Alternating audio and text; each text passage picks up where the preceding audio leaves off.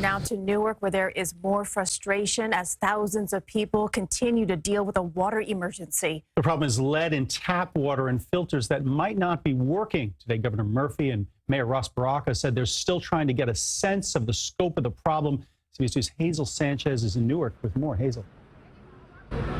And Newark residents are so fed up with the handling of the water crisis here that they are rallying here outside City Hall, demanding Mayor Baraka resign. Now, the mayor and Governor Phil Murphy, as you mentioned, were at a water bottle distribution site earlier today, saying this is a problem they cannot solve alone. As Newark residents picked up their cases of bottled water at the Department of Health and Community Wellness, Governor Phil Murphy was inside meeting with affected locals who say the city desperately needs help. They don't help with nothing.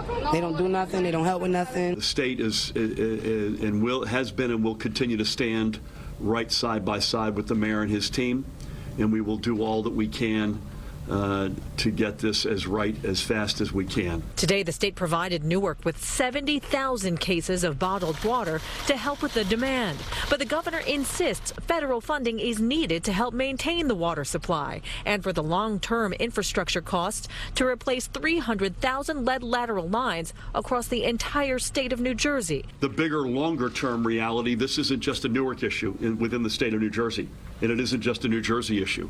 We need the federal government. Newark began distributing bottled water Monday after 3 households with water filters were checked and 2 were found to have elevated levels of lead.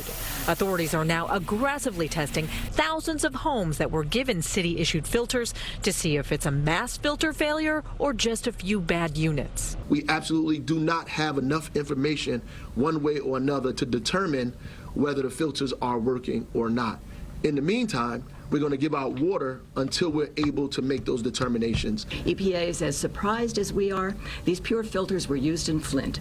They did a big study in Flint to show that these filters were effective at even the higher levels of lead that they had in Flint, which are not like the levels that we have here in Newark. The New Jersey Commissioner for the Department of Environmental Protection is meeting tomorrow with the U.S. Environmental Protection Agency in Washington.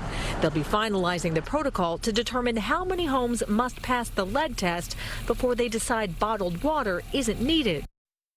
So to add to these folks' frustration, state environmental and health officials say there is no way to give a timeline for how long it will take for them to determine that bottled water is no longer needed. We're live in Newark. Hazel Sanchez, CBS 2 News.